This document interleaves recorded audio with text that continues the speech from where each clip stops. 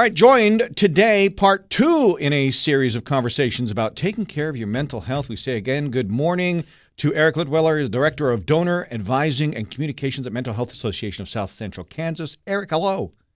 Hi. Boy, Good that's to see you again. long title. You need a big business card for something like that. You do, yeah. This is important. You and I met a few months ago, and we decided we wanted to focus on the importance of taking care of our mental health in different everyday situations. Yes. And the first time we chatted, it was about, back to school and the stress that goes along with it, not only for the students, but for the teachers, for the parents, all of it. Oh, yeah. Now, with Halloween behind us, it seems like overnight the holiday commercials have just blasted and everything's now turning toward, Christmas and Hanukkah and Thanksgiving and all of that. So we're ratcheting up that stress and anxiety of the expectation of hosting, of visiting, interacting with people maybe you only see a few times a year. And that can be really difficult, yeah? It absolutely can. People put so much pressure on themselves and everything has to be perfect. And they're coming to my house and I have to be the perfect hostess and the house has to be spotless. And ultimately, we're going to talk about a lot of different things today, but I think really the biggest one is just having realistic expectations for yourself. We're human beings. We live in our homes. We're not all, 4-star Michelin chefs or whatever the number of stars are. Right. We have to have realistic. And that's the thing, I think, with a lot of this holiday stress discussion. Like I said, we're going to talk about a number of things, but at the end of the day, it seems like they're all easier said than done. Yeah. I can sit here all day and say have realistic expectations. I can sit here all day and say give yourself grace, et cetera, et cetera. But these are all easier said than done. But hopefully, if we're at least thinking about these tips, if we're reminding ourselves, maybe we'll realize the right thing at the right moment to just allow ourselves to be okay for a little bit. Expectations are going to be such a key word to this whole discussion moving forward. So we're going to get into that. Now, do you remember the first time you met your wife's family? And were there any particular moments that stood out that were kind of stressed? I'm going to put you on the spot before we go any further. Yes, you are. Yeah, I think I recall the first time I at least met her parents. Yeah. Okay. And nothing stands out at it being incredibly overly awkward. Everything kind of seemed like it just fell into place. Well, I wouldn't say that. You don't have to give me specifics. I'm not looking for you to name names, but no. We can agree that it was probably pretty uncomfortable. It was difficult. Whenever you meet a new person or see someone that you haven't seen for a while, you kind of have to reacclimate yourself to, what topics do they enjoy or what topics should we avoid, maybe is more important even. And just kind of a general feel of how do we let them talk and just kind of sit back. And if they want our point of view, they'll ask for it. Do we interject? So there's a lot of different kind of social cues to think about in those situations. Absolutely. Certainly. And, you're getting together with these people you've just first met, or maybe it's relatives you haven't seen, but only a couple times throughout the year. Let's talk about those topics. Yeah. If someone is insistent on interweaving the two big no-nos, right? Politics and religion. How do you navigate that? How do you can you set a specific boundary even though they keep on wanting to go there? And if they keep on wanting to go there, what's the next step? How do you handle it? In a lot of the families that I have had discussions with over the last few years regarding this topic, a lot of it has centered around the host or hostess or I should say kind of I'll use the term matriarch or patriarch, kind of setting those boundaries. Okay. Now, not all of the overriding relatives, the mom and dads, the grandparents, they're not always comfortable setting those boundaries. Hey, yes, you're at my house, or yes, you are my daughter, but I don't feel comfortable enforcing those rules with them. That's their prerogative. But I do think there is a little bit of a social requirement that somebody does need to set the boundaries. Whether it's the hostess or the matriarch. And if those boundaries are not being adhered to, then I think personally, what I'll do sometimes is I will just stand up and excuse myself from the room. And that might feel very rude, But frankly, getting into a deep potential shouting match about the two big topics is just as rude, if not more so. So I would rather fake a telephone call and excuse myself to the bedroom or the bathroom for 10 minutes rather than end up in a shouting match in the middle of a family that I hardly ever see. First of all, you make me seem validated. I feel seen because I've done that in both instances. One, I have set boundaries. People know if they come to my house, we're not going to talk about it. Right. So come have a good time. We're all here, different viewpoints. Focus on having a good time. Leave that stuff outside. Secondly, I've excused myself at family gatherings when it's just gotten heated for not really terribly big reasons, whether they're being uber competitive around a game of cards or something, and it's just too much for me, and the noise level is just you just excuse yourself. Pro tip: I learned this a long time ago, like cocktail parties and stuff. If you've got a glass and you want to get away from this conversation, and you hide a quarter or a nickel inside between your two fingers, and when you go to take a sip, you clink the glass with the coin, and you pretend like you chipped your tooth, and then you dip out, and like nobody's. So look, I love that. I've tried it; it actually works. So see, I thought you were going to say just down your drink really quick, and then you have an excuse to go go get a refill. Well, you could do that too, but me, I go for the dramatic. So I like it. That's nice, David. One thing I have tried to do over the years when meeting new people is try to avoid leading with the question, "What do you do for work?" Because I think we've gotten in the habit of defining who people are by what they do for work. What are some of the other questions people can lead with to avoid that pitfall of what do you do for work? Yeah. That's actually a really interesting question. I was asked to do a speaking engagement just a few weeks ago on the topic of social capital and kind of cultural relativism. And the United States is one of very few countries where that is oftentimes the leading question. It comes about through a whole series of the history of countries. But in Australia, for instance, they'll often lead with, what sport do you play? That's kind of Australia's thing. Okay. But I think things like, what do you do for fun or what kind of hobbies do you enjoy is a really nice one. Okay.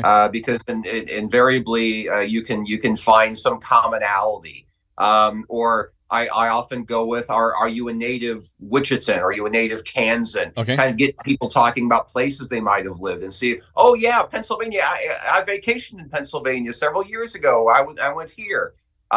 So those kinds of topics I think are great. Oftentimes too, depending on kind of where you are physically, maybe you're at a party and you're not talking to the host. So how do you know this person? How do you know our host? Or how are you connected with Sarah? Right. Or those kinds of things as well are a really good question. Now in family, that's harder because everyone knows how you're connected. Sure. But still, maybe talk about the first time you met, especially if you're like me, the in-law. What was it like the first time you met Jerry? Right. Those kinds of things too are fine topics. That's it's actually timely that this is all working out, this conversation, because I'm in the middle of an audiobook, and the main character met the parents of his love interest for the first time, and he was going through all this stress of what to say and not to say the wrong thing and all of that. And she had actually given him a list of safe questions, and one of them was, in talking to her parents, he would ask, "So how did you two meet?" Which I think is a great question. Yeah. And I think that's a good one to lead with. But I've been trying. It's a hard habit to break because, like you say, we in this country are pretty focused on, so what do you do for work? Because we add value to someone based on what it is they do for work. Let's go back to the expectations from the host point of view. Sure. Now, I love to host. I love to cook. But there's a lot of stress that goes along with that. Let's deal with the cooking first. I mean, how do you give yourself some grace and just understand it's going to be what it's going to be? Yeah. Well, there's a couple tips that I think are helpful. I've heard from people or gleaned over the years. One of them is if you know that there are people coming who are just really kind of they're kitchen focused. The meal's always been at my house. I always cook, and yes, we're changing the place, but I'm still going to be involved in the cooking. If you know there are people who are just going to be kind of kitchen centered, I don't think there's anything wrong with inviting them to join you. Okay. If the kitchen is big enough and that's going to be a thing for them, if that's not an option, another plan would be kind of maybe ask we'll say every household who's going to be participating in the event, ask them all for their favorite recipes. I'm kind of stuck on a dessert. Everyone always loves your dessert, kind of a way of building them up a little bit. Everyone loves your dessert. Any chance I could get the recipe and try my hand at, see if I can make it, be a little self-deprecating. I think that's okay. Okay.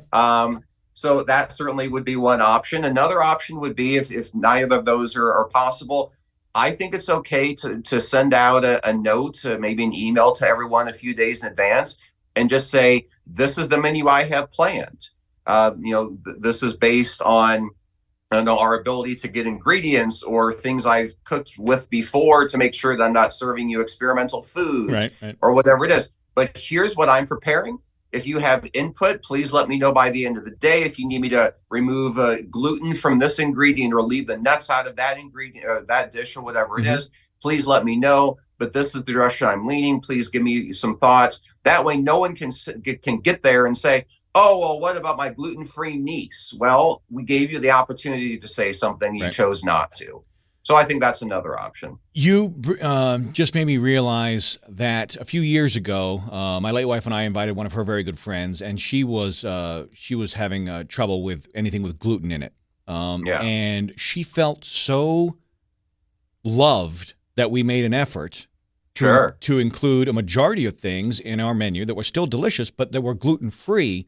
Food like that, I've learned over the years, can really, we know you hear the expression cooking with love and things like that, but it can really bridge gaps. I've never been so nervous as I was last Thanksgiving when I had to cook for the first time at my wife's parents' house up in Indiana. I was voluntold that I'm going to be the guy. And I was nervous for so many reasons, so I get all this stress because, A, it's not my kitchen. I don't know where stuff is. I'm cooking for the family, and I'm like, oh, God. And there's one member of my wife's family, her niece, who she struggles with some ADHD, and she's pretty unfiltered. Great gal, and she's found some focus in weightlifting and working out, but she's a bit unfiltered at times. And she told me right out when she found out I was cooking, she said, I'm not going to eat. I'm not going to eat anything you cook. I'm like, okay. So Thanksgiving got a little closer.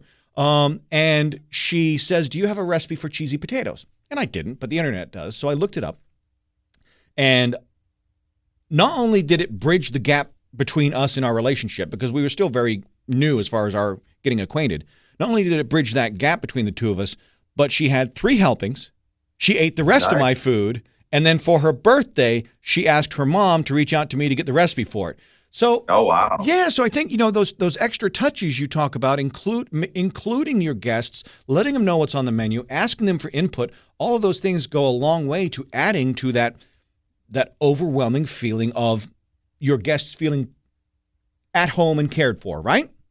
I absolutely think so. Yeah, food is a big part of these gatherings, especially Thanksgiving and Christmas. Those are the 2 big food holidays, so we know that's going to be a factor. And thinking of ways to plan and build that into the get-togethers is really important. Absolutely.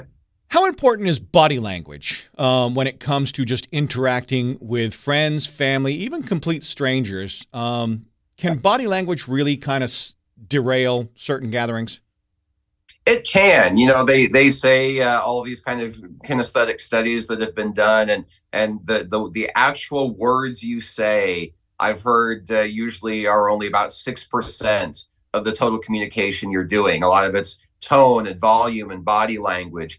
So it is really important, and it's hard, to have a conversation with 13 people in your living room all at the same time, especially when there's 4 different topics of conversation going on at the same time. Yes. It's hard to know how to handle those situations, because you're always trying to figure out, like, well, maybe this is my wife's dad, and so I really need to make sure that I'm paying more attention to him. Mm-hmm. And so you tend to kind of rotate your body and you lean forward a little bit more. Maybe you're using a little more hand gestures than you normally would to really demonstrate that you're engaging. But then 3 other people are in the same room trying to have different conversations with you, and you don't want anyone of your wife's family to feel ignored. Right. Or like, oh, well, he doesn't care about us. He only cares about Jerry. Yep. So that definitely is difficult, and I think what I've always found really important to do is always find an opportunity to have the conversations. It's not going to be at the same time.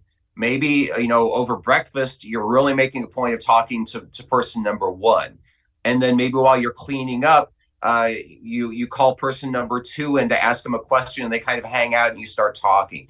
And so over the course of the party, over the course of the weekend, whatever it is, finding an opportunity to talk to all of those folks and really use that body language to engage in each one of those conversations in a way that you can't do when there's 22 Right. people gathered in the same room. Right, exactly.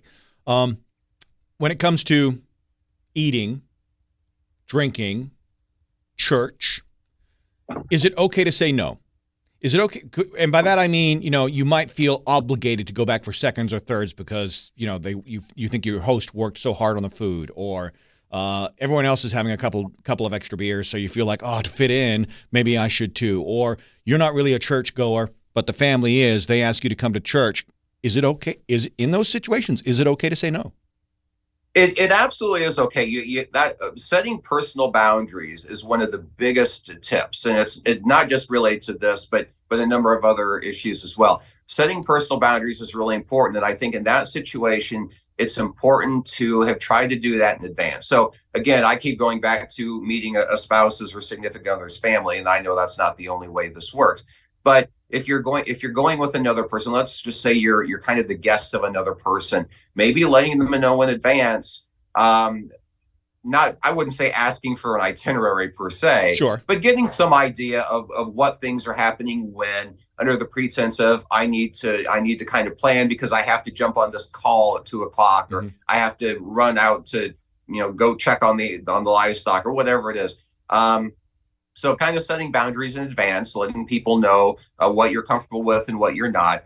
And I think more and more, although we're still a long ways from where we need to be, I think people understand that when somebody says, no, I don't want another beer, there's no need to ask why that is. Right.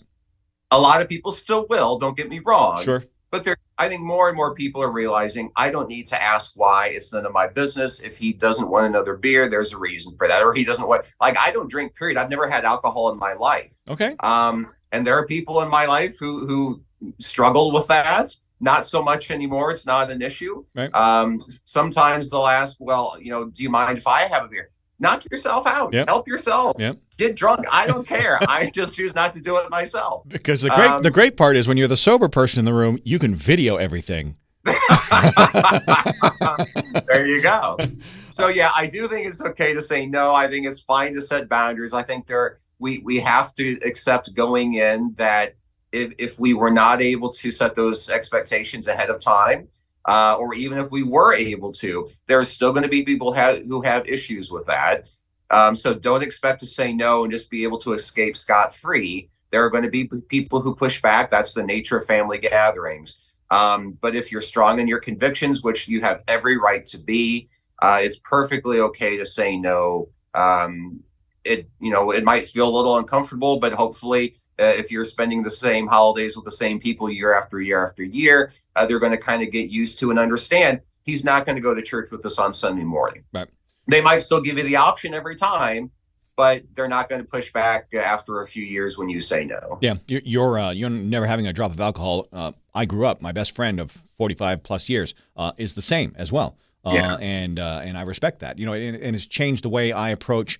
Let's say friends and neighbors. We're out cutting the grass, and you see your neighbor, and you're like, "Hey, you want a beer?"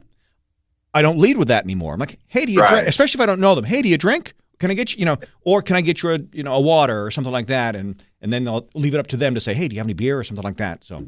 Sure, absolutely, that's perfect. This is more of an opinion thing, but it still creates stress. It's kind of a two-parter. So, is it okay to show up at someone's home empty-handed? We'll deal with that first.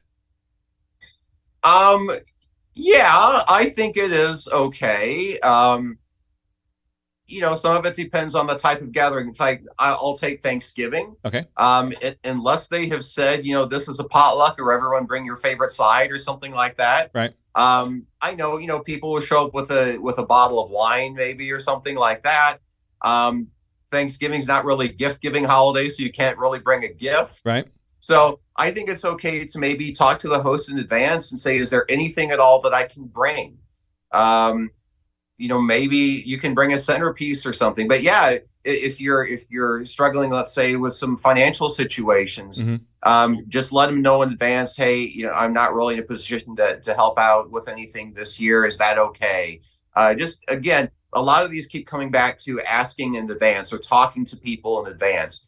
But that's always a good idea, because springing a surprise on someone, whether good or bad, in the moment, is not always well received. But if people kind of have an expectation going in of what you're showing up with or what not, or what you're going to do or what you're not, Mm-hmm. I think always setting those expectations in advance is a good idea. And the nice thing about the holidays is most people know a few days in advance where you're going and who you're going to see. Right.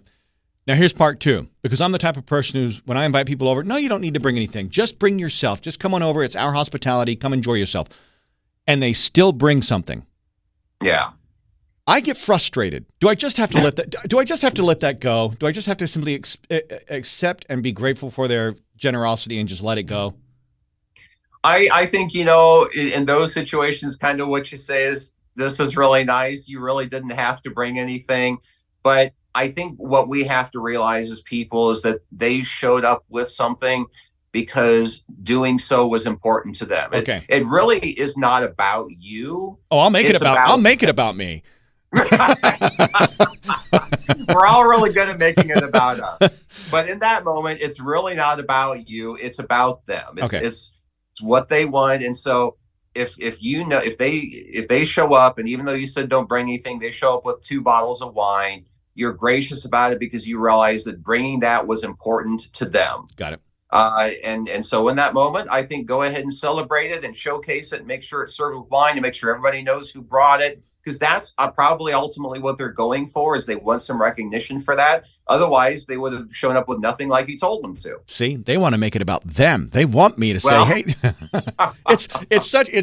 gosh, human beings, we're such a funny, complicated group, aren't we?" We are, very much so, yeah. Now let's wrap it up by going in the complete opposite. We've spent so much time talking about groups and family and friends and all that. How do you navigate the holidays alone? Well, yeah, alone holidays can be difficult. We know that from the emergence of things like what do they call it? Valentine's Day? Palentine's. Oh, yeah, Galentine's Day. Yeah. Yeah, Galentine's, that kind of thing. So one of the things that I glean, and I talk with people a lot about this, about like seasonal depression. And we talk about kind of front loading, I guess I'm going to say, a given time of year. So if you know that you're going to be alone on the holidays because all your friends are off in different states visiting family there, try to build in some friend time in advance. Kind of find those social opportunities 2 weeks in advance when there's no holidays going on, so that you've kind of built that up for yourself. So when the actual holiday hits, you can think back, oh, remember 3 days ago when Paul and Jim and I got together and had beers or whatever it is. Mm-hmm.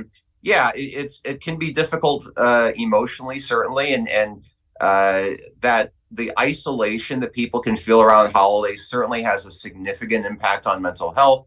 But hopefully, if you found some opportunities to get together with folks in advance of the holiday so that they're free to do their family obligations, and you don't have those, you can at least remember a couple days earlier when you did see your friends and be reminded that you're not alone. And obviously, at the end of the day, there are an awful lot of mental health resources, both locally and nationally, that you can utilize if, regardless of how much social time you had 2 days before Thanksgiving, the day actually hits and you're alone and that's hard, there are local and national resources to utilize in those moments. And I would argue, if you are going to be alone on Thanksgiving or Christmas, volunteer. Volunteer. Sure. A lot of times doing good makes you feel good in those instances. Absolutely. Places like, soup kitchens and that sort of thing, they get a lot of volunteers around the holidays. Yep. So I think it's great to volunteer. There's only so many opportunities. And if a lot of people are doing that around Thanksgiving or Christmas, it may be hard to find. But you know what? Volunteer all year round. Yeah. It's not just for the holidays, folks. 100%. And I will put in a quick plug for Ringing Bells for the Salvation Army. I'm getting ready to start that, and I encourage you to do that if you're looking for something to do. Anyway, we've covered a lot, Eric, and I appreciate all of your advice. I want to look ahead and tease episode 3, we'll call it, which will come up early December. We will be in the throes of shopping for Christmas. Yes. We're going to deal with shopping addiction. Fantastic. So that'll be episode 3 coming up early December. But Eric Litwiller, Director of Donor Advising and Communications, Mental Health Association of South Central Kansas. Real quickly, website if people want to find out more about everything you do. Yeah, MHASCK.org stands for Mental Health Association of South Central Kansas. MHASCK.org. Eric, thanks so much for your time. I appreciate you. Thanks, JJ.